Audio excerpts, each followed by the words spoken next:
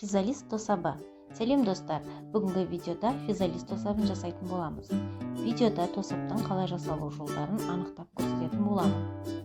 Достар, егер видео ұнаса, каналға тіркеліп, лайк басып, комментарий қалдырыңыздар.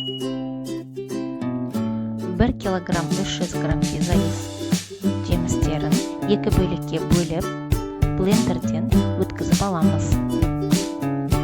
Жемістеріміздің езінділерімен шекерімізді қосып араластырып, блендердің көмегімен езіп аламыз.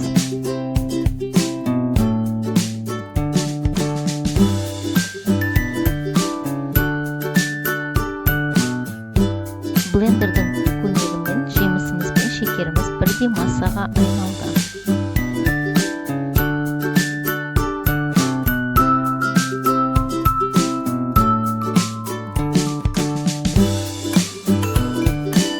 Қазанымызды орташа отта қайнатып, қайнаған соң көбігін аламыз.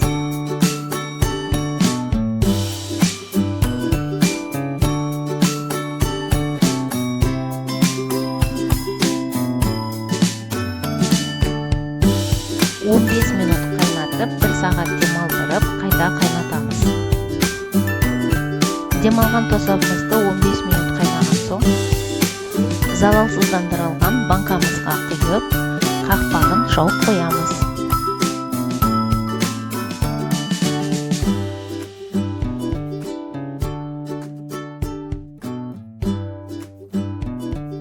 Достар, видео ұнаса, каналға тіркеліп, лайк басып, комментарий қалдырып, қоңырауша белгісін басып қойыңыздар.